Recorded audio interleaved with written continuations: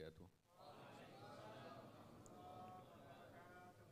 أقدم تحياتي أولا لأساتذة المعهد والقائمين على التدريس والإدارة في هذا المكان المبارك، وأشكر السيد شيخ الإسلام لأنه يسر لنا هذه الزيارة منذ أن بدأنا هذه الزيارة منذ عدة أيام، وهو يعني يعاوننا في الانتقال والحركة، فإن شاء الله الدال على الخير كفاعله، والذي يعين إنسان لفعل خير له مثل ثوابه. ونسأل الله سبحانه وتعالى أن يديم البركة في هذه البلاد وفي هذه المعاهد وفي الدارسين فيها والمدرسين فيها، فإنه سبحانه وتعالى قادر على ذلك، ويرزقنا الإخلاص والصدق والاستمرار والمداومة، لأن العلم لا يقوم العلم النافع الذي يورث الخشية إلا بالإخلاص وبالصدق والمداومة. Bismillahirrahmanirrahim. Alhamdulillahirabbil alamin, wassalatu wassalamu ala sayyidina Muhammadin wa ala alihi wa sahbihi ajma'in. Fadilat Maulana menyampaikan salam hormat kepada para asatidzah, kepada para kiai, kepada para ulama, wabil khusus pengasuh pesantren yang penuh berkah ini. Semoga Allah Subhanahu wa taala senantiasa memberikan keberkahan kepada kita semua. Allahumma amin ya rabbal alamin. Beliau juga menyampaikan tidak lupa terima kasih kepada Akhinal Karim, wabil khusus Syekhul Islam, yang mana beliau adalah merupakan orang yang berkontribusi ataupun banyak sekali membantu mulai dari kedatangan Fadilat Maulana di Indonesia sampai saat ini, sampai nanti kembali ke Mesir, yang mana baginda Nabi SAW mengatakan ad-dalu 'alal khairi kafa'ilihi, orang yang menunjukkan kepada sebuah kebaikan maka dia mendapatkan pahala seperti orang yang melakukan kebaikan tersebut.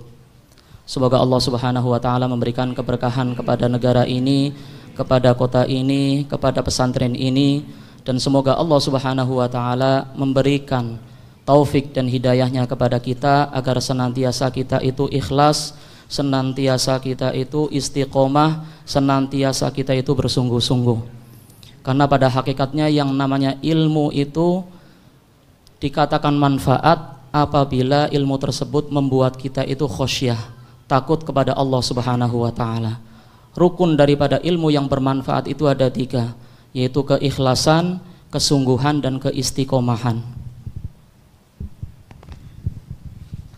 Alhamdulillahi rabbil alamin. Ahmaduhu subhanahu wa asta'inu bih wa astaghfiruh wa atubu ilaihi min taqsiri wa min su'i amali wa as'aluhu biftiqari wa iftiqari al-khalqi lahu wa huwa latifun bi'ibadihi an yaqbal minna sa'yana wa an yaqbal minna ma a'anana alayhi wa waffaqana lahu subhanahu wa ta'ala. Alhamdulillahi hamdan kathira wa ashhadu an la ilaha illallah wa ashhadu anna sayyidana Muhammadan Rasulullah sallallahu alaihi wa alihi wa sallam wa syarrafa wa karrama wa baraka wa azzam. Thabbitna ya Rabbi biqawliha wa anfa'na ya Rabbi bifadliha wa ja'alna min khiyari ahliha. Amma ba'd, fa inna misla hadhihi al-ma'ahid allati يقيم فيها طالب العلم ليتعلم وجب عليه أن يتحلى بعدة صفات أوصيكم بها وأوصي بها نفسي، لأن الإنسان طول عمره مهما كبر علمه هو طالب علم، لأن العلم لا ينتهي وطلب العلم لا ينتهي، حتى إن رسول الله صلى الله عليه وسلم أعلم الخلق لقنه الله أن يقول رب زدني علما، فما بالنا نحن ونحن الجاهلين في علمنا، فما بالنا ونحن جاهلين في جهلنا. ولذا وجب على كل مسلم ويجب على كل مسلم أن يكون طالب علم، سواء علم شرعي لينتفع به ويعبد ربه على نور وينصح لهذا الدين القويم، أو علم دنيوي ينفع به المسلمون، فكل هذه عبادات أقام الله فيها العباد، لأن الله فرقنا في هذه الدنيا على نوازع شتى وعلى طباع شتى وعلى اهتمامات مختلفة حتى تعمر الأرض.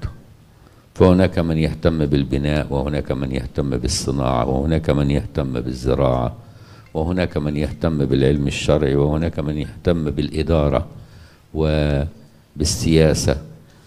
نحن محتاجون هذا كله، ولكن متى يكون هذا كله عبادة؟ لو كان لله. أما لو كان لطلب دنيا أو لطلب مال أو منصب وجاه بين الناس، فهذا أمر خسيس تعلق بالدنيا ويفنى بفناء الدنيا.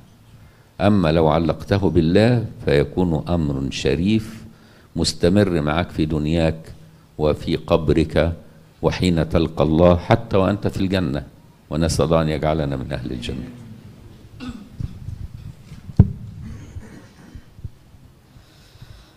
Bismillahirrahmanirrahim. Fadilat Maulana menyampaikan bahwasanya alhamdulillah yang mana Allah Subhanahu wa taala telah memberikan segala kenikmatan kepada kita, dan saya meminta maghfirah, ampunan dari Allah Subhanahu wa taala terhadap apa yang terjadi dari taksir ataupun kekurangan yang selama ini saya lakukan. Allah Subhanahu wa taala adalah merupakan zat yang maha latif bi ibadihi. Allah maha kaya, Allah maha menyayangi terhadap hambanya. Semoga Allah Subhanahu wa taala menerima apa yang sudah kita lakukan, apa yang sudah kita usahakan. Kemudian Fadilat Maulana setelah bersyahadah dengan syahadatain, beliau menyampaikan bahwasanya pesantren seperti inilah adalah merupakan tempat yang penuh dengan keberkahan, yang mana wajib bagi kita wabil khusus hamba yang telah Allah iqomahkan di dalam dunia pesantren ini dengan sifat-sifat yang mana sifat tersebut haruslah ada di dalam diri setiap dari kita. Meskipun kita adalah merupakan orang yang alim, orang yang memiliki banyak ilmu, akan tetapi sampai akhir hayat pun kita tetap disebut dengan tullabul ilm. Kita lihat baginda Nabi SAW, beliau adalah merupakan a'lamul khalq, merupakan hamba Allah yang paling alim. Akan tetapi tak henti-hentinya diperintahkan oleh Allah Subhanahu wa taala untuk berdoa, Rabbi zidni ilma, ya Allah tambahkanlah ilmuku. Dalam hal ini baik itu ilmu dunia ataupun ilmu syariat, Allah Subhanahu wa taala menciptakan kita dalam keadaan, dalam ihtimamat, dalam kepentingan, dalam segala hal yang berbeda-beda. Dan semua ini adalah merupakan tujuan dari Allah Subhanahu wa taala agar kita mampu untuk menta'amirkan, untuk menghidupkan, untuk mengimarahkan bumi ini. Di antara kita ada yang ihtimamatnya adalah kontraktor atau pembangunan. Ada yang di pabrik, ada yang di politik, ada yang di perkantoran, ada yang menjadi guru dan yang lain sebagainya, yang mana semua itu adalah merupakan ibadah yang mampunya menyampaikan kita kepada Allah Subhanahu wa taala dengan syarat apabila kita itu ikhlas lillahi taala, bukan karena dunia, bukan karena pangkat, karena pada hakikatnya yang namanya dunia itu adalah khosis. Dunia itu adalah merupakan rendah, dunia itu fana, sehingga kalau niatnya adalah dunia, maka dunia itu akan hilang ketika dia mati. Berbeda ketika kita dalam melakukan segala kegiatan itu karena Allah Subhanahu wa taala, maka itu akan kita temukan ketika di hari kiamat, bahkan sekalipun ketika kita sudah masuk surga. ولذلك اشتهر عند الصوفية أن الرضا بالإقامة هو عين الكرامة، فحيثما أقامك أرادك، فإياك أن تريد غير ما أراده منك. أقامك في مجال، اتقن هذا المجال واعبد ربك من خلال هذا المجال الذي أقامك فيه، وإياك أن تلتفت عنه لأنك لو التفت فقدت الإتقان وفقدت الحضور وفقدت النفع والانتفاع. ولذلك مزايا أهل التصوف أنهم يرضوا بالإقامة ولا يلتفت لغيرها، فإذا رضي بالإقامة أتقن ما أقامه الله فيه، وأخلص فيما أقامه الله فيه، واستمر فيما أقامه الله فيه حتى يثمر الثمرة في الدنيا وثمرته في الآخرة. ثمرته في الدنيا النجاح والنفع للمسلمين، وثمرته في الآخرة الثواب الجزيل ورضا الله عز وجل.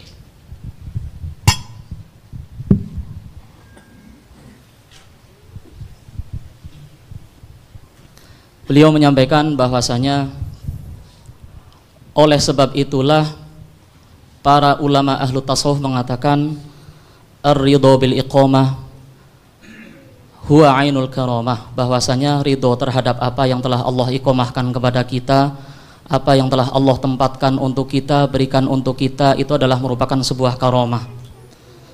Allah Subhanahu wa taala memberikan iqamah kepada kita sesuai dengan apa yang dikehendakinya. Maka kewajiban bagi kita adalah al-itqan, yaitu menyempurnakan, menjadi orang yang profesional di dalam bidangnya, senantiasa ikhlas di dalam menjalaninya tanpa menoleh ke kanan dan ke kiri. Karena pada hakikatnya yang namanya iltifat itu membuat kita itu tidak mampu untuk menjadi orang yang mutqin.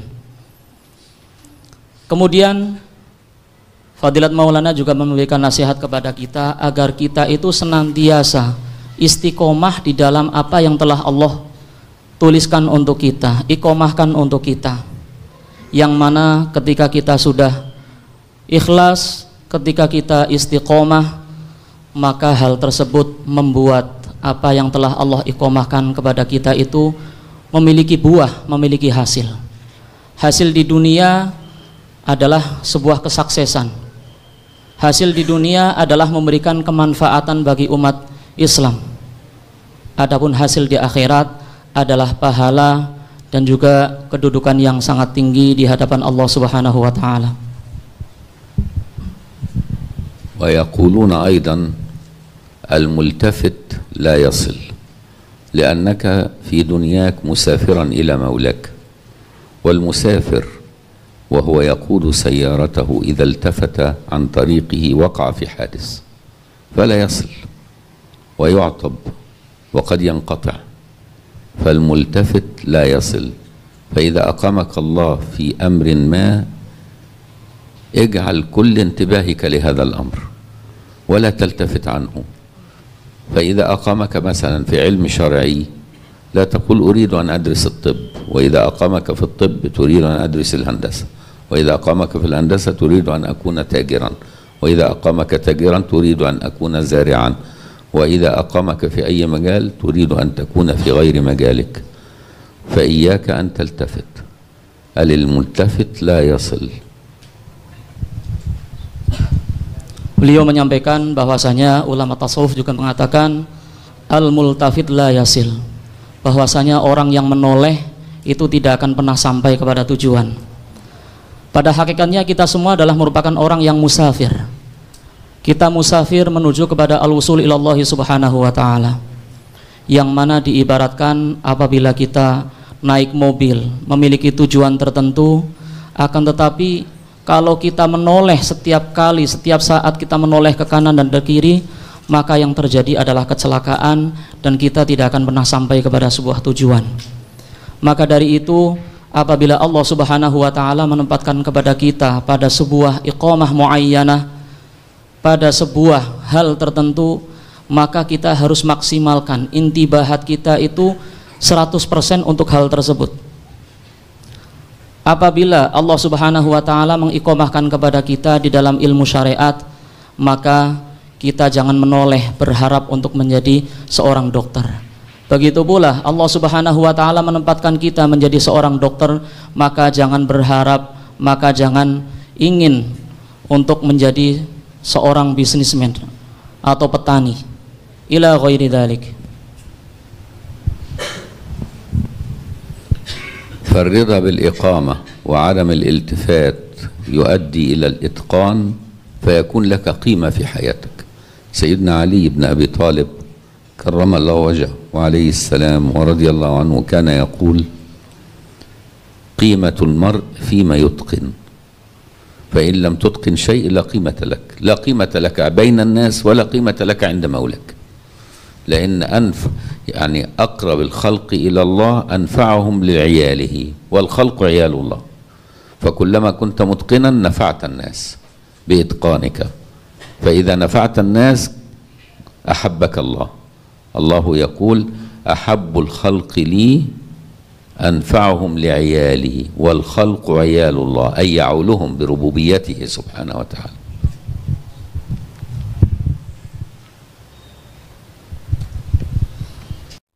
Beliau menyampaikan bahwasanya apabila kita ridho terhadap apa yang telah Allah hikmahkan kepada kita dan kita memaksimalkan apa yang telah Allah hikmahkan kepada kita, maka kita menjadi orang yang mutqin, menjadi orang yang profesional di dalam bidangnya. Yang mana ketika kita menjadi seorang yang profesional, maka kita itu memiliki harga, kita itu memiliki nilai yang sangat tinggi. Karena pada hakikatnya Sayyidina Ali radhiyallahu anhu wa karramallahu wajhahu alaihi salam mengatakan, qimatul mar'i fima yutqinuhu. Nilai dari seseorang itu adalah bergantung dari apa yang ia maksimalkan, apa yang ia profesional di dalam bidang tersebut. Kemudian beliau menyampaikan bahwasanya orang yang paling memberikan kemanfaatan adalah ketika ia menjadi orang yang profesional dalam bidangnya. Ketika kita itu sudah profesional, mutqin di dalam apa yang telah Allah ikhmahkan kepada kita, maka Allah mencintai kita. Sebagaimana dikatakan bahwasanya orang yang paling dicintai di antara kalian bagiku adalah mereka yang paling memberikan kemanfaatan untuk ayalku. Wal khalqu ayalullah, yaitu untuk para hambaku. ثم عليك أيها المسلم عموما وطالب العلم خصوصا أيضا أن يستمر في طلب علمه. الاستمرار والمداومة هي التي تجعلك تقطع الثمرة، لأنك لو زرعت ثم تركت الزرعة لا تنبت شجرة، وإذا تركتها وهي شجرة لا تثمر، وإذا تركت الثمرة دون أن تقطفها لا تستفيد بها. ولذا وجب أن تكون مداوما فيما تزرعه في قلبك بالصلاح والتقوى والعبادة، تزرعه في عقلك من علم، فلا بد أن توالي ذلك. والموالاة والمداومة أمر هام، ولذلك نجد أن الشرع الشريف عودنا على المداومة. يوميا تصلي 5 صلوات يوميا مداوم منذ صغرك إلى أن تلقى الله، حتى تتعلم المداومة وحتى تتعلم الاستمرار. وإياك وأنت تعمل عمل أن تكون مشغول بعمل آخر. اجعل تركيزك في العمل الذي تقوم به الآن، ولا تفكر فيما تعمله بعد الآن. ولذلك يقولون أيضا الصوفي ابن وقته، الصوفي ابن وقته. أنت في وقت الصلاة عليك ألا تنشغل عن الصلاة، وإلا لا تكون خاشع في صلاتك فترد عليك الصلاة. وأنت تذاكر إياك أن تلهي نفسك بالموبايل والواتساب والنظر في التلفاز والكلام مع الناس. وأنت تذاكر لن تحصل، وتضيع وقت الذي تحصله في نصف ساعة مع التركيز لا تستطيع أن تحصله في 10 ساعات وأنت غير مركز، وبالتالي تضيع جهدك فيما لا طائل. ففي وقت الصلاة كن في الصلاة، ابن وقت الصلاة. وقت الدراسة كن في الدراسة، ابن وقت الدراسة. مع أهلك كن برا بوالديك، مع زوجتك كن محسنا إليها، مع أولادك كن راعيا لهم، ولكن الذي يجلس مع أولاده يفكر في عمله، والذي يجلس في عمله يفكر في زوجته، والذي يأتي يصلي فيفكر في تجارته، والذي في تجارته يفكر في رغبات أخرى، لا يتقن هذا ولا يتقن هذا ولا يتقن هذا، ويكون مشتت الفكر والوجدان. ولذا الصوفية ميزتها مدرسة تربي فيك النفس. أولا تقول لك الرضا بالإقامة، إتقان الإقامة، المداومة والاستمرار، عدم الالتفات، كن ابن وقتك. هذه كلها مبادئ تربوية صوفية. ولذلك تجد الخير لا يأتي إلا ممن كان له أصل تربوي صوفي. ورأينا كثير من المسلمين تبنوا أفكار كثيرة غير صوفية، لم يأتي من ورائهم خير، بل جاء من ورائهم فرقة بين المسلمين، وجاء من ورائهم خراب في بلادهم، لأنهم لم يتربوا هذه التربية. يكون ملتفتا باستمرار لما ليس في يده، يكون في يده أمر ما غير ناظر إليه، غير ملتفت له، وينظر لما في يد غيره، فلا هو يستفيد بما في يده ولا هو أخذ ما في يد غيره، وبالتالي يضيع عمره فيما لا طائل.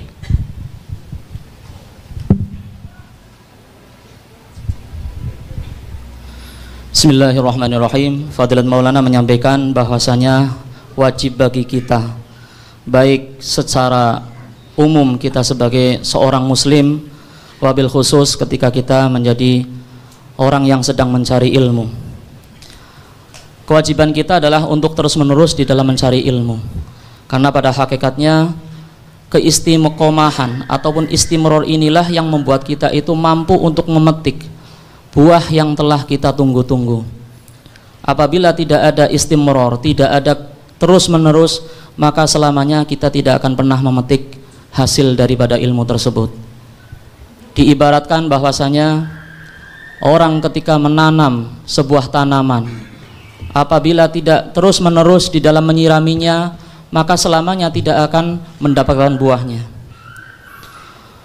Sehingga kewajiban bagi kita sebagai thalabul ilm adalah yang pertama, di dalam hati kita itu harus ada kesolahan, harus ada kebaikan dan juga ketakwaan.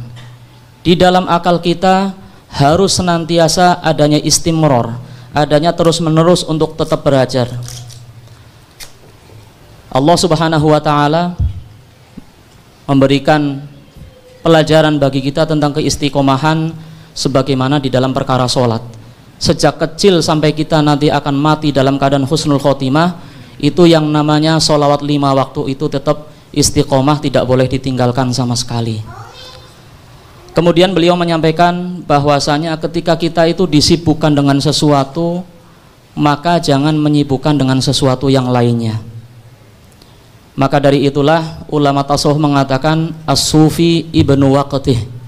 Yang namanya ahli tasawuf itu adalah merupakan anak daripada masanya. Maka ketika dia dalam keadaan sholat, tidak memikirkan yang lain, tidak memikirkan pelajarannya, tidak memikirkan mau makan apa, tidak memikirkan nanti akan dapat uang berapa. Akan tetapi ketika di dalam sholat, maka tetap konsentrasinya, tarkisnya adalah hanya sholat saja. Sehingga ketika kita sudah tarkis dengan sholat kita, kita akan mendapatkan kekhusyuan. Begitu pula ketika kita sedang mudzakarah, ketika sedang belajar, maka jangan HP yang disanding kita, sehingga tidak akan pernah mendapatkan secara maksimal. Begitu pula ketika kita sedang bersama dengan keluarga kita, orang tua kita, maka kewajiban kita itu adalah merupakan birrul walidain, tidak masyghul dengan yang lainnya. Ketika kita bersama dengan anak-anak kita, maka kita maksimalkan, yaitu memberikan tarbiyah kepada mereka. Ketika kita bersama dengan istri kita, maka kita maksimalkan di dalam husnul ishrah kita. Apabila tidak demikian, maka selamanya kita tidak akan pernah menjadi hamba yang mutqin dalam apa yang telah Allah iqomahkan kepada kita. Sehingga beliau mengatakan bahwasanya yang namanya sufiyah, orang yang ahli tasawuf, itu memiliki beberapa pilar. Yang pertama adalah ar-ridho bil iqamah, kita ridho terhadap apa yang telah Allah iqamahkan kepada kita. Yang kedua, al-istiqamah, senantiasa istimror, terus menerus terhadap apa yang telah Allah iqamahkan kepada kita. Al-mudawamah, terus menerus. Kemudian yang terakhir adalah kun ibna waqtik, jadilah menjadi hamba, menjadi orang yang anak pada masanya. Maka dari itu, apabila kita melihat orang yang sukses adalah orang yang menjalankan terhadap pilar-pilar yang sudah dikatakan, diajarkan oleh ulama-ulama tasawuf. Apabila tidak demikian, maka selamanya dia tidak akan pernah sukses di dalam apa yang telah Allah iqamahkan kepadanya, dan juga dia tidak akan pernah mendapatkan apa yang dimiliki oleh orang lain yang mana ia berharap untuk mendapatkannya.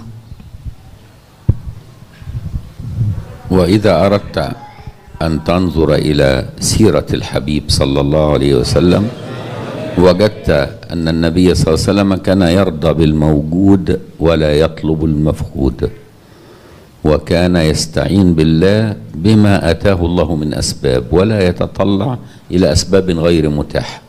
والله في القرآن يقول أعدوا لهم ما استطعتم من قوة، أي الأسباب المتاحة.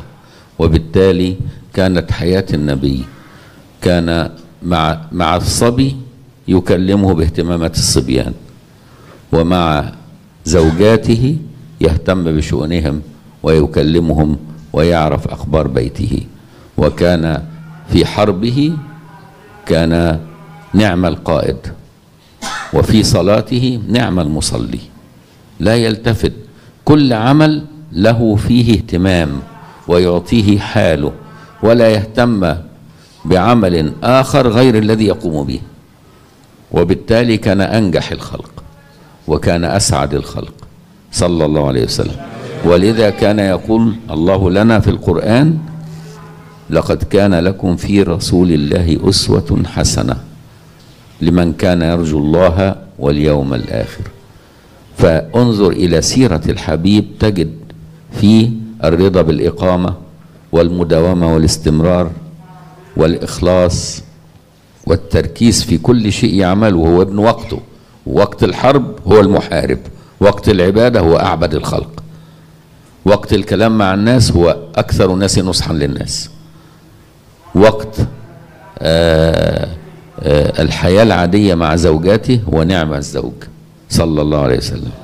وبالتالي كان له في كل وقت عتاد، كما كان يقول سيدنا علي لم يكن له راحة وكان له في كل وقت عتاد، يعني مهتم بكل وقت على حدة بتفاصيل ما يريد الله منه في هذا الوقت.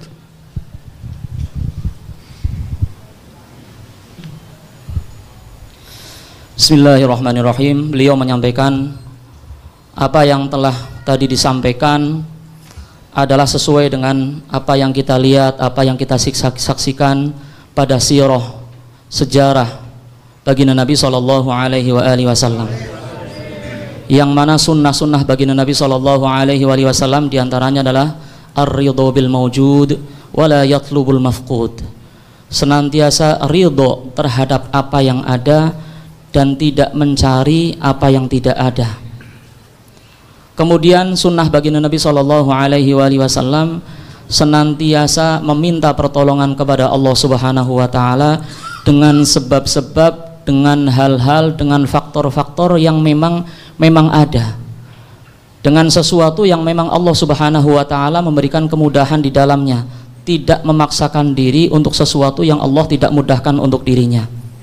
Di dalam ayat dikatakan wa a'iddu lahum mastata'tum min quwwah, yaitu siapkanlah untuk melawan musuh dengan sesuatu yang kalian mampu. Maka dari itu apabila kita lihat baginda Nabi sallallahu alaihi wasallam ketika bermuamalah, berinteraksi dengan anak kecil, maka ihtimamatnya adalah seperti anak kecil. Ya Umair ma fa'alan nughair. Kemudian ketika bersama dengan sang istri Ummahatil Mukminin radhiyallahu anhun, maka baginda Nabi sallallahu alaihi wasallam adalah sebaik-baik suami. Ketika di dalam peperangan, maka baginda Nabi sallallahu alaihi wasallam adalah sebaik-baik pemimpin. Ketika di dalam sholat, maka baginda Nabi Shallallahu Alaihi Wasallam adalah merupakan ni'mal musolli, orang yang paling sempurna di dalam sholatnya. Maka dari itulah baginda Nabi Shallallahu Alaihi Wasallam menjadi orang yang paling sukses, menjadi orang yang paling bahagia di antara makhluk-makhluk Allah Subhanahu wa taala. Maka dari itulah dikatakan di dalam Al-Qur'an, laqad kana lakum fi Rasulillahi uswatun hasanah liman kana yarjullaha wal yawmal akhir. Kita lihat kehidupan sirah baginda Nabi Shallallahu Alaihi Wasallam itu dipenuhi dengan keridhaan, dipenuhi dengan itqanul amal, menyempurnakan terhadap apa yang telah Allah iqomahkan untuknya, dipenuhi dengan keikhlasan, dipenuhi dengan tarkis. Ketika di dalam peperangan, maka ihtimamat baginda Nabi Shallallahu Alaihi Wasallam ya dengan peperangan tersebut. Ketika sholat, ihtimamatnya adalah di dalam sholat. Ketika memberikan nasihat kepada para sahabat, maka baginda Nabi Shallallahu Alaihi Wasallam adalah ni'man nasih, orang yang paling baik di dalam memberikan nasihatnya. Maka dari itu baginda Nabi Shallallahu Alaihi Wasallam adalah merupakan orang yang paling berbahagia dan paling sukses. Dalam hal ini Sayyidina Ali radhiyallahu anhu wa karramallahu wajhahu alaihi salam mengatakan, lam yakun lahu rohah. Baginda Nabi Shallallahu Alaihi Wasallam itu tidak memiliki waktu rehat, tidak pernah memiliki waktu kosong. Walahu fi kulli waqtin atad, yang mana setiap waktu itu baginda Nabi Shallallahu Alaihi Wasallam itu memiliki kegiatan, memiliki aktivitas yang memberikan kemanfaatan bagi para sahabat dan umat Islam. ومما يعينك على ذلك كله قلة الطعام وقلة المنام وقلة الكلام وقلة الأنام. قلة الطعام معناه لا تأكل إلا إذا جوعت، وإذا أكلت لا تشبع. ليس معنى قلة الطعام أن تجوع وتترك الطعام، لا، الجائع يأكل، والجائع الذي لا يأكل أخطأ شرعا وطبا. معناه أنك لا تأكل إلا إذا جوعت، وإذا أكلت لا تشبع، وكل من حلال. فهذه الطبيعة تسمى قلة الطعام، لأن كثير من الناس يأكل لمجرد أنه يحب نوع الطعام، يأكله حتى ولو شبعان، وهذا خطأ. طالما شبعان لو جاءوا لك بأحب الطعام لك إياك أن تأكله. حتى نتعلم حتى من دواب الأرض، حتى الحيوان لو شبع وتعطيه أفضل شيء لا يأكل حتى يجوع. الله سبحانه وتعالى جعل لنا عالم الحيوان هذا نتعلم منه التوكل. يقول لو توكلتم على الله حق توكله لرزقكم وما يرزق الطيور، ويقول وكأي من دابة في الأرض لا تحمل رزقها الله يرزقها وإياكم. فنتعلم التوكل من دواب الأرض، ونتعلم القناعة بالقسمة من دواب الأرض. يخرجوا ما قسمه لهم من طعام يأكل ولا يرفضه، يأكل ما أباحه الله له وما أتاحه له، وإذا شبع لا يأكل ولا يصطاد إلا إذا كان جائعا. هذا في الحيوان، ونحن نرى الإنسان يصطاد لمجرد الهواية، وهذا خطأ. وبالتالي لفت الله انتباهنا.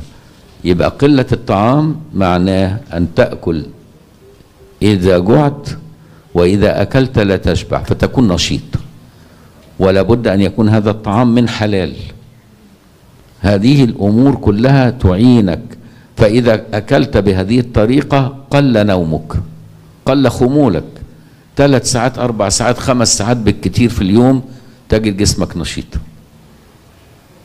وبالتالي يتولد من قلة الطعام قلة المشرب وقلة النوم.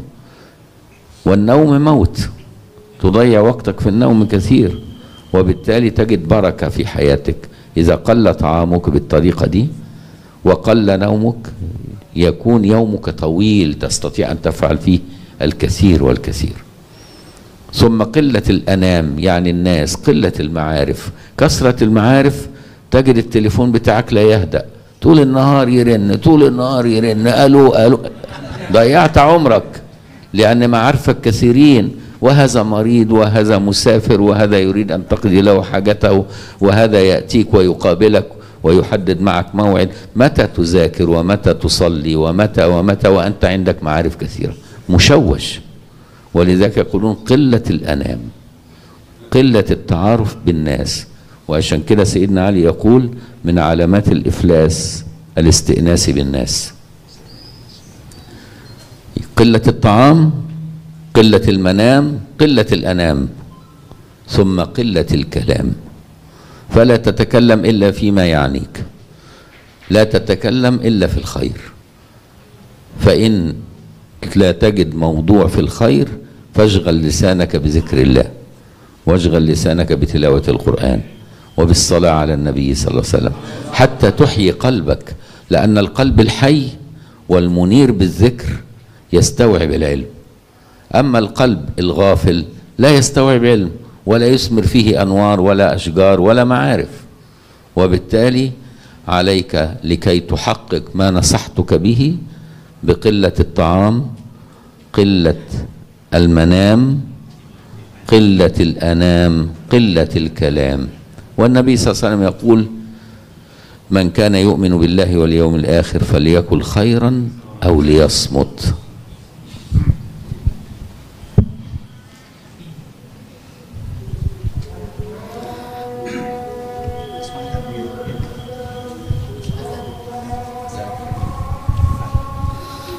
Bismillahirrahmanirrahim.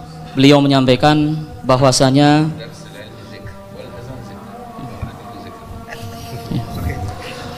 belajar itu zikir dan ada azan juga zikir. Jadi kita lanjutkan saja. ولك أن تردد الأذان بقلبك وتسمع الذكر حتى لا تضيع وقتك. Tardid adzan dengan hati kita sehingga kita tetap belajar. Allahu Akbar.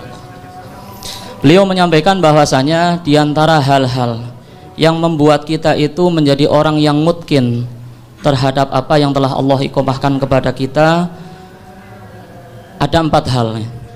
Yang pertama adalah qillatul ta'am, kemudian qillatul manam, qillatul anam, dan qillatul kalam. Meminimalisir makan, minimalisir tidur, minimalisir kenal orang banyak, minimalisir berkata atau ngomong. Yang pertama adalah qillatul ta'am, meminimalisir dalam hal makanan, yaitu sebagaimana disunahkan oleh baginda Nabi Shallallahu Alaihi Wasallam yang telah bersabda, nahnu qaumun la na'kul illa idza ju'na wa idza akalna la nashba'.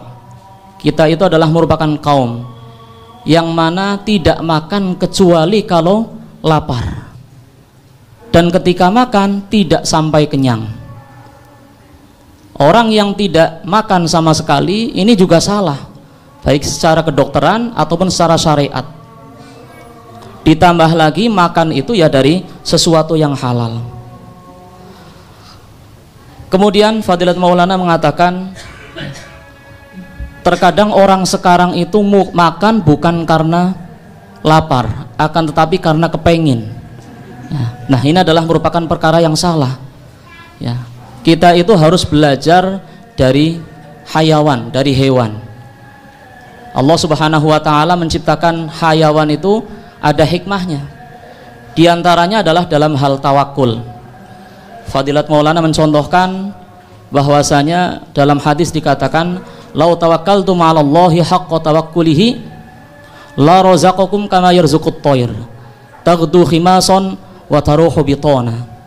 Kalau seandainya saja kita tawakul seperti burung, ya, pagi hari berangkat kemudian sudah kenyang pulang, nah maka Allah Subhanahu wa Ta'ala akan memberikan rizki kepada kita. Hayawan itu tidak akan pernah berburu.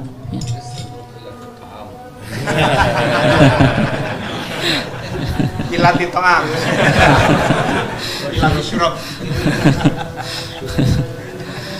Singa itu tidak akan pernah berburu kecuali apabila dia lapar. Ya. Kalau tidak lapar maka dia tidak akan pernah berburu. Lah kalau kita manusia terkadang berburu itu menjadi sebuah hobi, bukan karena lapar dan ingin makan.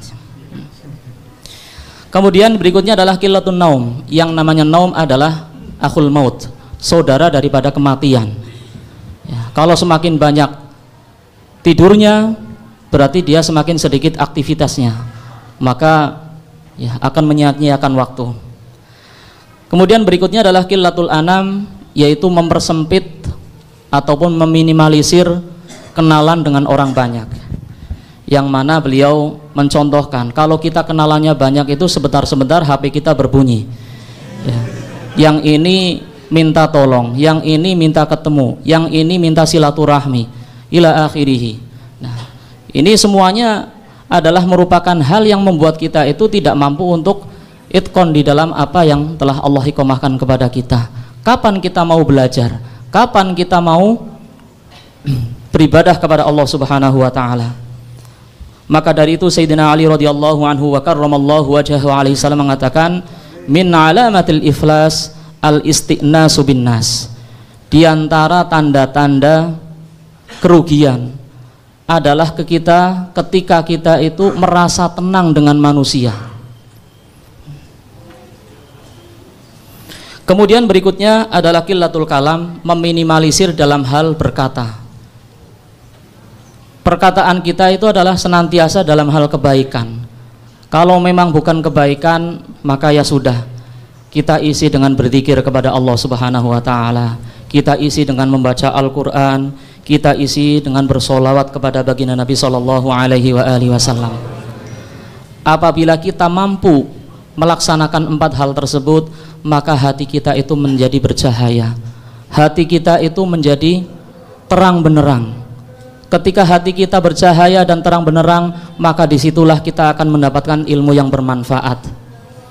Sebagaimana di dalam hadis baginda Nabi sallallahu alaihi wasallam, "Man kana yu'minu billahi wal yawmil akhir falyaqul khairan aw liyasmut." Barang siapa yang beriman terhadap hari akhir, maka ucapkanlah yang baik atau diam sajalah. فنرجو إن شاء الله منكم ومن أنفسنا أن نقوم بمثل هذه الإرشادات حتى تجد البركة في عمرك وتجد الثمرة في جهدك وتجد السعادة والراحة، لأنك إذا أعطيت كل ذي حق حقه استراح ضميرك وأحسست بالإنجاز وأنك نجحت في حياتك، وهذا الشعور في حد ذاته يعطيك نوع من الراحة النفسية التي تجعلك في عبادتك مقبل على العبادة. لأن الإنسان الفاشل تجده حتى في صلاته غير مقبل على الصلاة، لأنه ضميره يؤنبه لأنه فاشل ولأنه لم ينجح ولأنه لم يؤدي ما عليه. لكن عندما تؤدي ما عليك تجد عندك راحة في ضميرك فتقبل على الله، فتسعد بعبادتك، فتصير الصلاة قرة عين لك، لأن النبي كان يعطي كل ذي حق حقه، فكانت قرة عينه في الصلاة. إذا صلى غير مشغول بشيء آخر، لأنه أعطى كل شيء حقه في مكانه، فإذا صلى كان بكله مع الله صلى الله عليه وسلم. فنسأل الله أن يحققنا بهذه النصائح وأن يجعلها منهج حياة نسير عليه، وأن ننقلها لأصدقائنا ولأحبابنا ولمن نعلمهم، ونرجو من المدرسين أيضا أن يكونوا نموذج لهذا أمام تلامذتهم، فلا يتكلم فيما لا طائل ولا يضيع وقته فيما لا طائل ولا يكثر الطعام، لأن التلميذ يتأثر بأستاذه ويفعل مثل فعل، وكذلك الأب في بيته والأم في بيتها، الأطفال يتأثروا بهم. فلا بد أن الإنسان يتحلى بهذا حتى يكون نموذج صالح لكل من تعامل معه، وبالتالي نكون ناصحين لأنفسنا ناصحين لغيرنا بتصرفاتنا وبأحوالنا، بدل من النصح القولي الذي ليس مصحوبا بالعمل.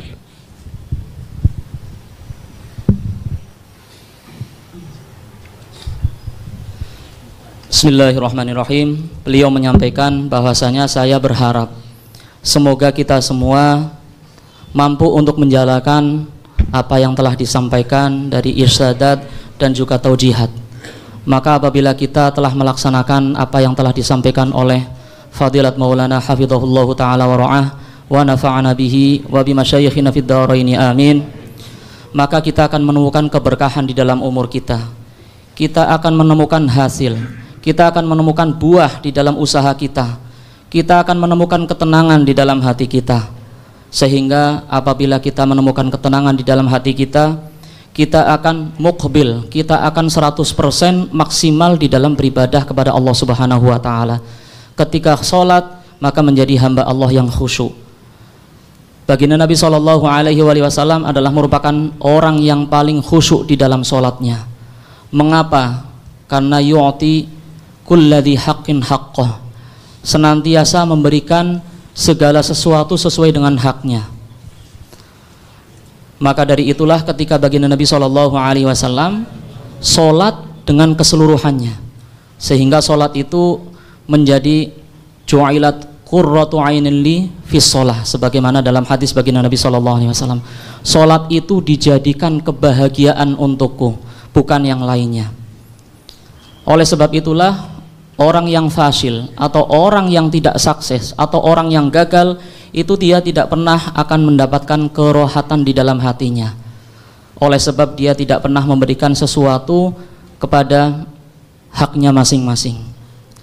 Semoga Allah Subhanahu wa ta'ala memberikan taufik dan hidayahnya agar senantiasa hal ini menjadi manhaj kita, menjadi metode kita, yang mana kita akan mentransferkan atau mengajarkan kepada setiap orang yang bermuamalah, berinteraksi dengan kita.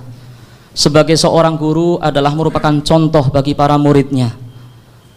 Yang namanya murid pasti akan mengikuti terhadap gurunya, sebagaimana seorang ayah akan diikuti oleh anak-anaknya.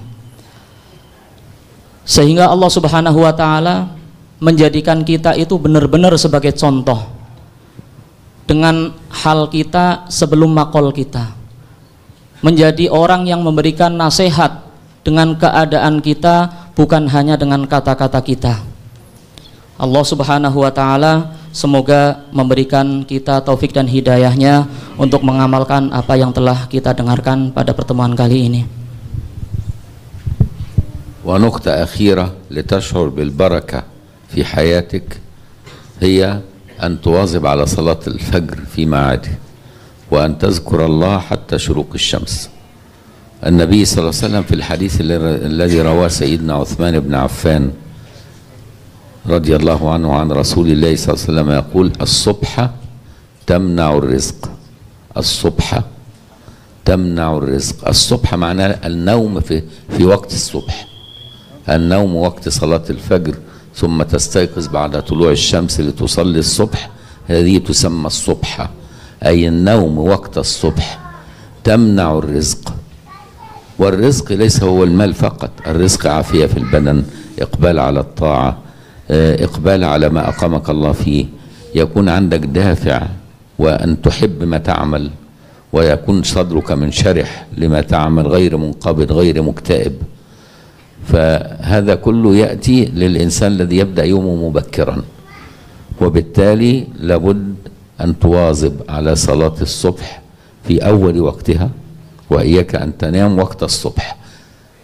تمنع الرزق. انظر، تمنع الرزق، يعني كثير من الناس يشتكي بعدم البركة في عمره، وعدم البركة في تجارته، وعدم البركة في أولاده، وعدم البركة في ماله، وقلة مالي فإذا سألته تجده يصلي الصبح إن كان يصلي. بعض الناس ترك الصلاة، إن كان يصلي الساعة 10 صباحا والساعة 9 صباحا، أو يصلي قبل الظهر بساعة، لأنه يكون نائما، لأنه يسهر كتير ويصحى، وبالتالي ويأتي للشيخ يريد له أن يعطيه ورد حتى يزول ما به من عدم بركة، والحقيقة أنه هو السبب. أنت الذي تنام وقت توزيع الأرزاق. الأرزاق توزع في هذا الوقت بعد صلاة الصبح إلى طلوع الشمس، هذا وقت توزيع الأرزاق من الملائكة التي تعاون سيدنا ميكائيل. أرزاق العباد دي بيد سيدنا ميكائيل، يوزعها على العباد، ويعلم قسمة كل عبد، ويعطي معاونين من الملائكة أرزاق هؤلاء العباد باسمهم، ويقول لهم إن رأيتموهم نائمين أجلوا، إن كانوا مستيقظين أعطوهم، وبالتالي إياك أن تنام. ولذا كانت سيدتنا عائشة تقول عجبت لمن ينام في هذا الوقت كيف يرزق.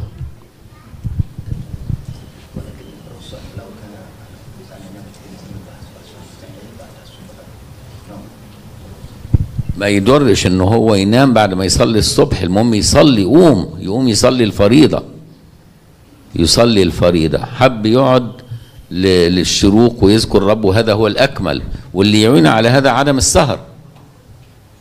ما هو انت لازم كمان تنظم يومك بطريقة تعينك، ما تحركش نفسك تسهر طول الليل تبقى مش قادر تقوم، ولو قمت مش قادر تصلي، ولو صليت عايز تنام مش عايز تختم الصلاة.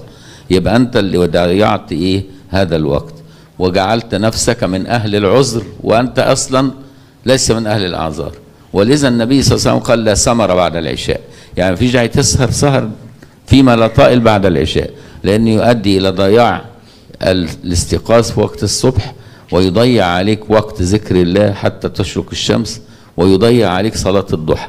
الحديث معروف، من صلى الصبح في جماعة وذكر الله حتى تطلع الشمس ثم صلى ركعتين كان له أجر حجة وعمرة تامة تامة تامة.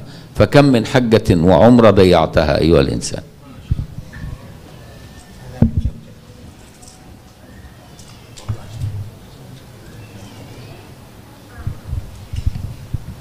Bismillahirrahmanirrahim. Fadilat Maulana menyampaikan bahwasanya agar kita itu mendapatkan keberkahan di dalam kehidupan kita, maka yang pertama caranya adalah senantiasa kita itu sholat subuh berjamaah. Yang kedua, setelah sholat subuh kita berzikir sampai waktu duha. Setelah itu kita melaksanakan sholat duha minimal 2 rakaat. Maka apabila kita melaksanakannya, kita akan mendapatkan keberkahan di dunia ini. Kita lihat hadis yang diriwayatkan oleh Sayyidina Utsman radhiyallahu anhu, wa anna ma'ahu fi kulli lamhatin wa nafasin 'adada ma wasi'ahu ilmullah. Beliau mengatakan bahwasanya as-subha tamna'u ar-rizq. Yang namanya tidur di waktu subuh itu menghalangi rizki. Yang namanya rizki itu tidak hanya berbentuk harta, akan tetapi kesehatan, kesemangatan, muqbil ataupun iqbal ala Allah itu juga termasuk rizki.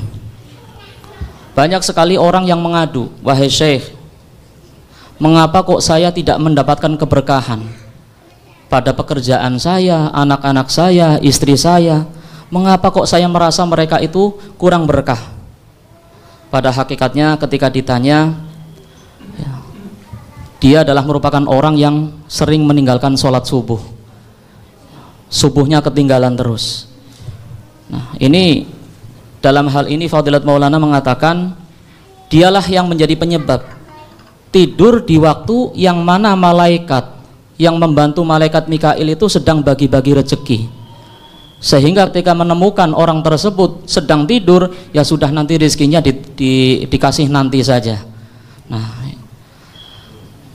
kemudian Sayyidah Aisyah radhiyallahu anha mengatakan, ya, saya itu heran bagaimana orang yang tidur di waktu subuh itu dikasih rizki, ya artinya ya nggak dapat rizki. Maka dari itulah baginda Nabi SAW mengatakan la samara ba'dal isya, tidak ada samar lek-lekan begadang setelah isya. Karena ketika samar itu maka kita akan menyia-nyiakan waktu subuh, menyia-nyiakan waktu berzikir kepada Allah Subhanahu wa taala. Yang mana di dalam hadis baginda Nabi SAW bersabda, barang siapa yang sholat subuh berjamaah kemudian berzikir sampai waktu duha, kemudian sholat 2 rakaat, maka ia akan mendapatkan pahalanya haji dan umroh tammah. Ya Maulana, huwa biyas'al binisbah li as-sahar bas lil mudzakarah aw li muraja'ah لبحث المسائل. السهر للمراجعة والمذاكرة لابد أن يكون معد له بأن يقيل في النهار قليلا، ينام في النهار قليلا حتى يستطيع أن يسهر، فإذا سهر يستطيع أن يواصل حتى يصلي الصبح ولا يضيع صلاة الصبح. الإمام أبي حنيفة النعمان والإمام الشافعي أيضا ظلوا يصلون المغرب العشاء والفجر بوضوء واحد سنوات طويلة من عمرهم، هكذا كانوا. لكن تسهر ثم قبل الفجر بساعة تنام فيضيع عليك فريضة الصبح.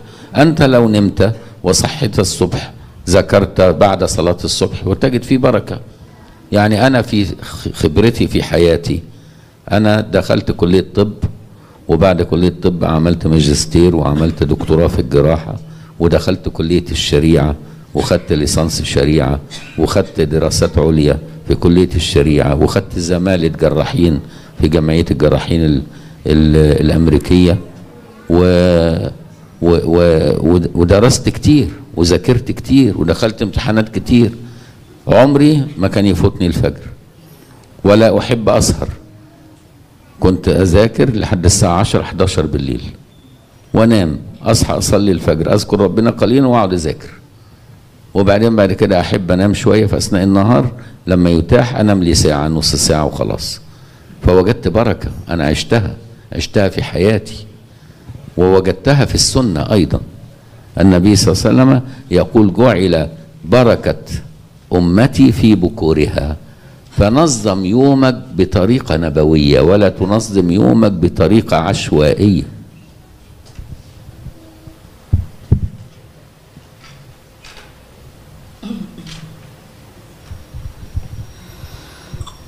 Bismillahirrahmanirrahim. Fadilat Maulana tadi ditanya, bagaimana hukumnya apabila kita bahsul masail ya, atau begadang tapi untuk belajar, untuk sesuatu yang bermanfaat itu bagaimana? Beliau menyampaikan dan menjawab bahwasanya tidak mengapa. Yang penting di siang hari ya, untuk malam yang kita melakukan bahsul masail itu kita istirahat dulu, kita qailulah dulu, sehingga apabila kita sudah tidur siang, maka insya Allah ya, malam hari meskipun begadang untuk bahsul masail, kita masih bisa atau masih mampu untuk melaksanakan sholat subuh. Kita lihat Imam Abu Hanifah, Imam Asy-Syafi'i radhiyallahu anhuma, beliau adalah merupakan diantara hamba Allah yang mana sholat subuhnya itu dengan menggunakan wudhunya sholat isya. Artinya berarti tidak tidur, akan tetapi tidak ketinggalan sholat subuh. Dalam hal ini apabila sekali lagi apabila kita itu tidur siang yang cukup, kemudian malam itu sahar ataupun begadang, ya insya Allah subuhnya tidak akan telat. Fadilat Maulana menyampaikan ini adalah merupakan khibrah hayah ya, merupakan pengalaman hidup. Beliau itu selesai kuliah kedokteran, kemudian masuk magister S2, kemudian masuk doktoral S3, kemudian sampai sekarang sudah mendapatkan gelar profesor. Terus tidak hanya itu, kemudian kuliah di Al-Azhar ketika beliau sudah selesai dokter S3 selesai, kemudian beliau itu kuliah di Al-Azhar sampai S1, kemudian masuk S2. Oleh sebab di Al-Azhar itu nulisnya lama sehingga tidak dilanjutkan lagi gitu ya. Nah ini beliau tidak hanya itu, akan tetapi memiliki aktivitas ya, pendidikan ataupun di tempat-tempat yang lain, diantaranya adalah ada muzawalah di perkumpulan dokter-dokter Amerika. Beliau juga termasuk salah satu diantaranya ya, yang mana beliau mengatakan, saya itu tidak pernah suka untuk begadang ya. Saya biasanya tidur jam 10, kemudian kalau ngantuk di siang hari beliau biasanya qailulah, kadang setengah jam ataupun 1 jam setelah sholat duha, atau terkadang jam 10-an. Nah ini kata beliau, saya melakukan hal tersebut sesuai dengan sunnah baginda Nabi SAW. Tidak pernah satu kali pun beliau meninggalkan atau tertinggal sholat subuhnya ya. Dalam hal ini beliau menyampaikan bahwasanya saya benar-benar menemukan keberkahan dengan metode cara kehidupan yang seperti itu. Hal ini sesuai dengan sunnah baginda Nabi SAW. Ju'ilat barakatu ummati fi bukuriha, bahwasanya keberkahan itu dijadikan untuk umatku itu di pagi hari. Nah kita harus menjadikan metode cara hidup kita sesuai dengan sunnah baginda Nabi Shallallahu Alaihi Wasallam. Jangan menggunakan manhaj ataupun metode cara hidup yang serampangan. وما زلت بنفس طريقتي مع كبر سني. أبدأ يومي قبل الفجر بساعة وأصلي الفجر في المسجد الأشراف، وهناك طلبة من عندكم يأتون عندي ويعلمون طريقتي، ما زالت هي طريقتي هي منذ صغري. لا أنام بعد الفجر وأستيقظ لصلاة الفجر وأكبس حتى أذكر الله وأصلي الضحى، مهما كان عندي شغل لابد أعمل كده، لأن أنا بجد إن أنا بيجيلي قوة في بدني وبركة في وقتي بهذه اللحظات. ودرس عندي درس بعد صلاة بعد الشروق لمدة ساعة، يعني بعد الشروق بحوالي نصف ساعة نمكث ندرس في كتب العلم ساعة كاملة يوميا طول العام، أجازة أيام العيد فقط طول العام. والحمد لله أكرمنا الله، شرحنا الكتب الستة كاملة، وشرحنا أيضا موطأ الإمام مالك، وشرحنا سنن الدارمي، وشرحنا اللؤلؤ والمرجان فيما اتفق عليه الشيخان، ولي تفسير القرآن ختمة التدبر في 1170 مجلس بالقراءات العشر وموجودة على اليوتيوب. وكذلك شرحنا الرسالة القشيرية والمنازل السائرين، وحاليا نحن نشرح كتاب مسند الإمام أحمد بن حنبل بعد ما انتهينا من كتب السنة المعتبرة كلها. بدأنا في مسند وسنن الدارقطني. كل ذلك مع أني ما زلت أمارس مهنتي كجراح وعندي عيادتين وسني قارب 70. فهذه منهج حياة نبوي. استشعر بركة النبي في حياتك، عيش حياة النبي، مش تدرس النبي وما تعيش حياته.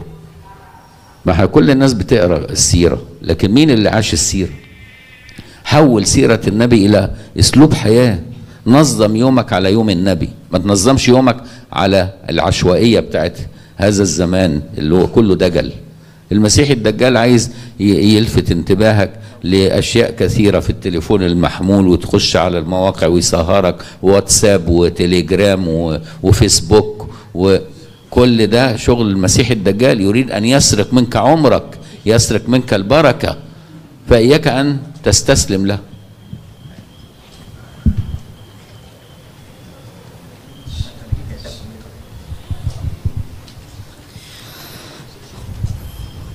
Bismillahirrahmanirrahim. Beliau menyampaikan bahwasanya hingga saat ini metode ataupun manhaj kehidupan beliau ya sama seperti ketika dulu ya. Padahal beliau sudah berumur hampir mendekati 70 tahun, tapi metodenya itu masih tetap sama. Beliau menyampaikan bahwasanya diantara metode beliau adalah pagi hari itu bangun sejam sebelum azan, kemudian setelah itu sholat subuh berjamaah, kemudian membaca wirid, kemudian mengisi daras, kemudian setelah itu baru sholat duha, kemudian baru ke rumah. Nah, ini adalah setiap hari demikian. Jadi tidak pernah libur kecuali hari lebaran saja. Lebaran Idul Fitri biasanya beliau agazahnya itu 1 minggu. Begitu pula dengan Idul Adha. Selain daripada itu nggak pernah yang namanya libur ngaji, itu nggak pernah. Padahal ya, beliau dengan segala kesibukannya sampai sekarang masih menjadi dokter bedah. Terkadang ya, tiba-tiba ada mendapatkan halah ataupun keadaan yang mana beliau harus datang ke sebuah rumah sakit, maka beliau meninggalkan padahal di tengah-tengah pengajian. Nah, kemudian beliau juga masih memiliki 2 klinik yang mana beliau itu selalu pergi ke sana untuk memberikan pengobatan kepada para pasien-pasiennya. Alhamdulillah dengan metode yang seperti itu, Fadilat Maulana Syekh Yusri Hafidhahullahu Ta'ala wa ra'ah wa nafa'ana bihi wa bimasyayikhina fid dharaini amin, itu mengkhatamkan kitab-kitab yang mana tidak pernah terbayangkan. Kutubus Sittah beliau sudah mensyarahkan secara keseluruhan. Bahkan Sahih Bukhari itu dikhatamkan 2 kali. Kemudian beliau juga mengkhatamkan Muwatta Imam Malik, Musnad Imam Asy-Syafi'i, kemudian Sunan Ad-Darimi, kemudian tafsir Al-Quran yaitu Khotmatut Tadabbur. Ini bisa ditemukan di YouTube ataupun di SoundCloud. Nah, ini berjumlah 1100 sekian majelis, yang mana beliau mentafsiri Al-Quran berdasarkan juga dengan qiraat asrohnya. Ya. Kemudian beliau juga menyelesaikan Risalah Kusyairiyah, kemudian ada kitab Manazil Sairin, kemudian Al-Burhan fi Ulumil Quran juga sudah selesai diajarkan, tidak dibaca saja secara sardan, akan tapi dijelaskan secara detail. Kemudian Al-Itqan fi Ulumil Quran punya Imam Suyuti juga beliau sudah menyelesaikannya. Nah, sekarang sedang membaca Musnad Imam Ahmad dengan Daruqutni di Masjid Sidi Dardir. Kemudian kalau di Masjid Ashraf beliau, alhamdulillah masjidnya itu penuh dengan para tolabah, para wafidin yang datang dari berbagai negara. Nah, kemudian di tengah-tengah kesibukan yang seperti itu, mengajar dan yang lain sebagainya, beliau adalah merupakan dokter yang masih aktif, ya, masih bertugas di beberapa rumah sakit. Maka dari itulah Fadilat Maulana mengatakan bahwasanya kita itu tidak mempelajari sirah baginda Nabi SAW itu hanya sebatas bacaan saja, akan tetapi mempraktekkan, menjadikan apa yang sudah kita pelajari dari sirah baginda Nabi SAW sebagai metode kehidupan kita. Pada zaman sekarang banyak sekali gangguan-gangguan fitnah dajjal yang mana bertujuan agar kita itu berpaling dari apa yang telah Allah iqamahkan untuk kita. Fitnah dajjal ingin mengambil keberkahan dari umur kita, disibukkan dengan Facebook, Instagram dan yang lain sebagainya, yang mana semua itu adalah merupakan tadyi'a lil awqat. Wa akhiran nugizug bikitab Dalailil Khairat. هذا الكتاب المبارك أنا أقرأه وأنا عندي 7 سنوات.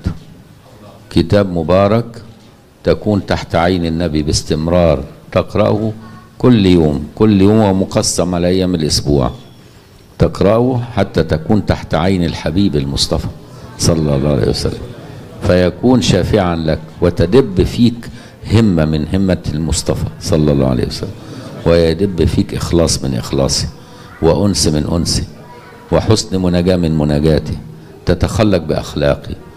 وأجيزكم بهذا الكتاب كتاب بركة.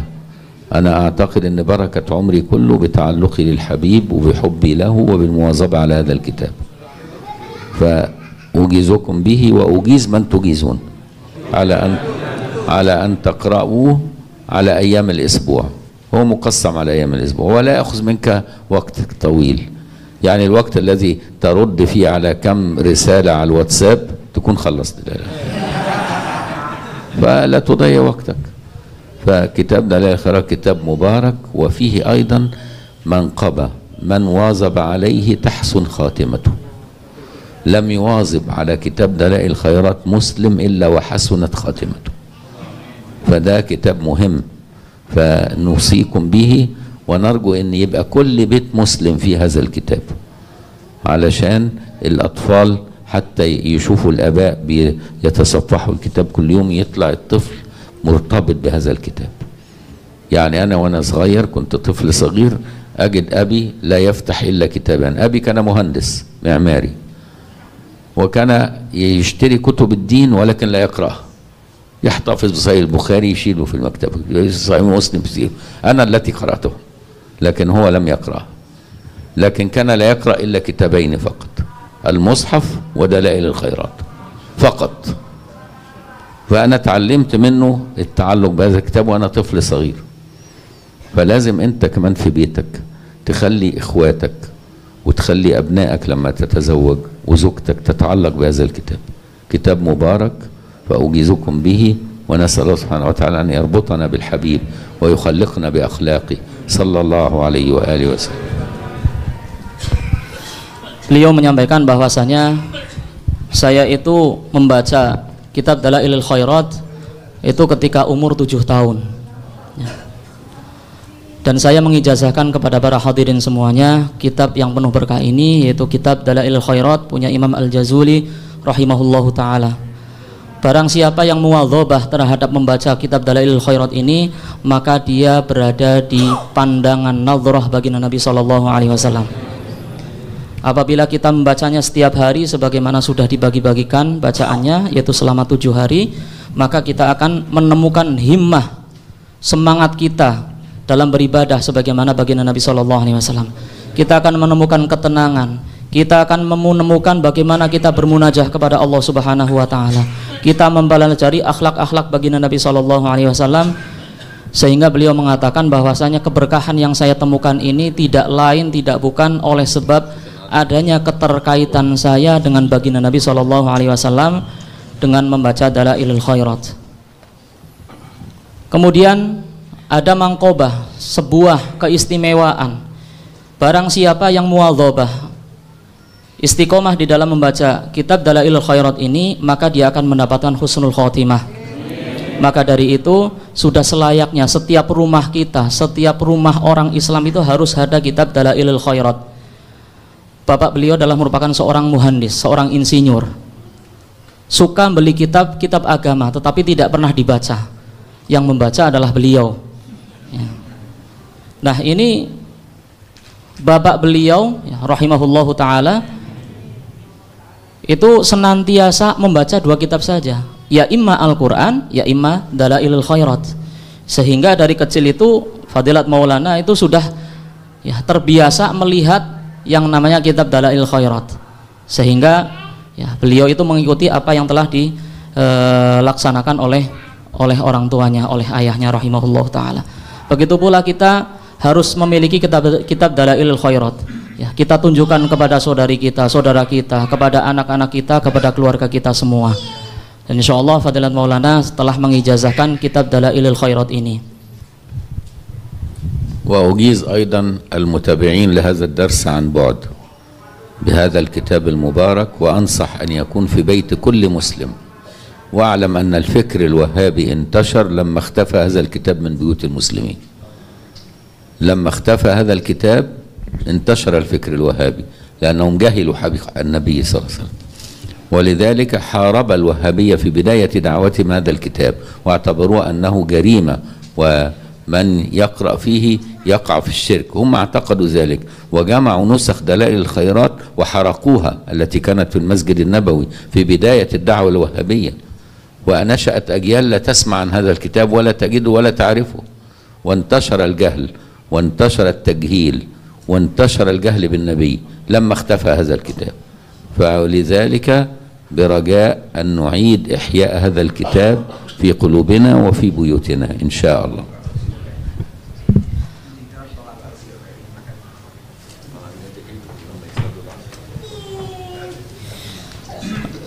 Beliau menyampaikan bahwasanya saya juga mengijazahkan kepada siapa saja yang hadir secara online dalam majelis ini, oleh sebab ya, diantara sebab-sebab berkembangnya Wahabi itu karena kitab ini itu semakin sedikit di perumahan-perumahan, di rumah-rumah kita itu semakin tidak ada.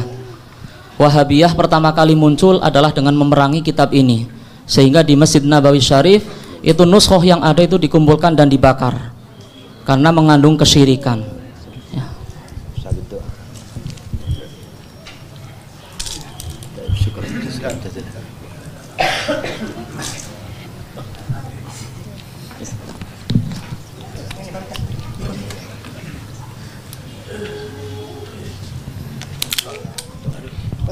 إن شاء الله ندعو وتنصرفوا لصلاة العصر، ولا تنسوا هذه الوصية، تجدها وصية غالية وبركة في عمرك إن شاء الله. الحمد لله رب العالمين، والصلاة والسلام على أشرف المرسلين سيدنا محمد وعلى آله وصحبه أجمعين. اللهم بارك في هذا الجمع وفي هذا المعهد وفي الدارسين فيه والمدرسين وفي من أنشأه وفي من واظب على إدارته ونماه وكبره، واجعل من يدرس فيه من أولياء الله الصالحين ومن كبار العلماء الذين ينتفع بهم في دينهم ودنياهم، وأن يورثوا العلم النافع يا رب العالمين، واجعل مثيله في بلاد المسلمين وفي قرى المسلمين وفي سائر بقاع الأرض، لعل الله سبحانه وتعالى ينشر بنا في هذه الأرض التي انتشر فيها الفتن، ينشر بنا الرحمة وينشر بنا المودة وينشر بنا السلم والسلام. اللهم ألف بين قلوبنا وأصلح ذات بيننا، واهدنا سبل السلام، ونجنا من الظلمات إلى النور، وجنبنا الفواحش ما ظهر منها وما بطن. اللهم بارك لنا في أسماعنا وأبصارنا وقلوبنا، وبارك لنا في آبائنا وأمهاتنا وفي ذريتنا وأهلينا وفي أقربائنا، وبارك لنا في آل بيت نبينا وفي علمائنا وأهل القرآن فينا، وبارك لنا في سائر أمة حبيبك صلى الله عليه وآله وسلم يا رب العالمين. اللهم اجعلنا شاكرين لنعمك مثنين بها قابليها وأتمها علينا يا رب العالمين برحمتك يا أرحم الراحمين. انصر الإسلام والمسلمين وأذل الشرك والمشركين واخذل الكفرة أعداء الدين وألف بين قلوب عبادك المؤمنين، وول علينا خيارنا ولا تول علينا شرارنا. اللهم بارك في هذه البلاد وفي ساكنيها وسائر بلاد المسلمين، وبارك لنا في الحرمين الشريفين، ويسر لنا زيارة النبي صلى الله عليه وسلم وحج بيته الحرام صلى الله عليه وآله وسلم. اللهم يسر لنا الحج والزيارة، وبلغنا رمضان، وأعنا على الصيام والقيام وتلاوة القرآن يا رب العالمين برحمتك يا أرحم الراحمين. ويسر لنا الصلاة في المسجد الأقصى، وحرره من أدناس اليهود يا رب العالمين، وفرج عنا وعن المسلمين كل كرب وبلاء ومحنة، واختم لنا بخاتمة السعادة أجمعين. سبحان ربك رب العزة عما يصفون، وسلام على المرسلين، والحمد لله رب العالمين. سبحانك اللهم وبحمدك، نشهد أن لا إله إلا أنت، نستغفرك ونتوب إليك.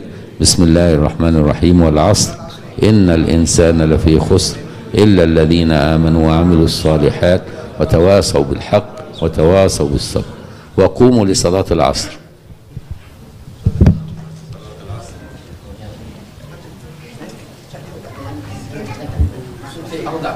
هم يصلوا العصر، هم ما صلوش العصر. في مكان الواسع في هناك. يصلوا هناك. طيب.